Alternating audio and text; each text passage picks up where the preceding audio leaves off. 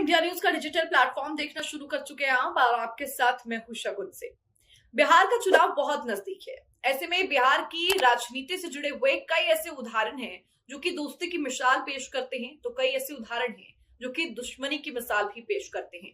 कई ऐसे नेता जो कि एक दूसरे को देखना तक पसंद नहीं करते थे, लेकिन ये चुनाव है, ये राजनीति है, यहाँ पर कई कट्टर दुश्मन एक समय पर दोस्त भी बन जाते हैं। ऐसे ही दो केसेस के बारे में आज हम बात करेंगे। सबसे पहला, नीतीश और चिराग पासवान की दोस्ती की आया।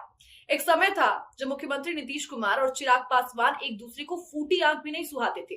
एक मौके पर तो मुख्यमंत्री नीतीश कुमार ने दलित नेता रामविलास पासवान की दिल्ली में दूसरी शादी का उल्लेख कर दिया था, जिसके ऊपर चिराग पासवान के ऊपर हमला बोल दिया था। तब नीतीश कुमार के हमले से चिराग पासवान को बहुत दुख हुआ था और उन्होंने प्रतिक्रिया देते हुए कहा था कि मेरे पिता की मृत्यु के बाद उनके बारे में व्यक्तिगत टिप्पणी करना मुख्यमंत्री के अनुचित व्यवहार को दर्शाता है। मैं कभी इस तरह का नहीं गिर सकता हूं। मैंने नीतीश कुमार के बारे में कभी ऐसा कुछ नहीं कहा जो अपने निजी जीवन के बारे में पारदर्शी नहीं रहे हैं। मेरे दिवंगत पिता एक खुली किताब की तरह है। 2020 के चुनाव में चिराग पासवान ने नीतीश कुमार के ऊपर मोर्चा भी खोल दिया था। अकेले दम पर चुनाव लड़ने की घोषणा चिराग पासवान की तरफ से कर दी गई थी। अब देखिए, चिराग अपनी पार्टी के लिए भले ही सीट जीतने में सफल हुए, पर जनता जेडीयू को 43 सीटों पर सिमट कर लाई और जहां एक समय पर एक नंबर की पार्टी हुआ करती थी, वो तीसरे नंबर पर आ गई। तब चिराग पासवान ने नीतीश कुमार को याद दिलाया कि इस बच्चे ने पिछली विधानसभा चुनाव में आपको धूल चटा दी थी। जैसा कि राजनीति में कुछ स्थायी नहीं होता है, कुछ फिक्स नहीं होता है। बात करते हैं दूसरी कहानी की। ये है जेडीयू की राजनीति के आरसीपी सिंह और प्रशांत किशोर की कहानी, जिन्होंने एक ऐसी दोस्ती की मिसाल फिलहाल पेश कर दी है जिसके जरिए वो लोग नीतीश कुमार को धूल चटाना चाहते हैं।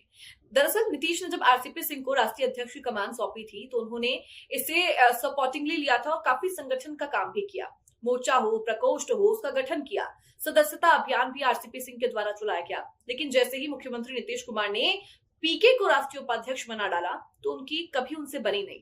जेडीयू के भीतर ही गुटबाजी शुरू हो गई और जब ये गुटबाजी अपने चरम पर पहुंच गई तो एक एक कर दोनों ने जेडीयू से नाता ही तोड़ लिया।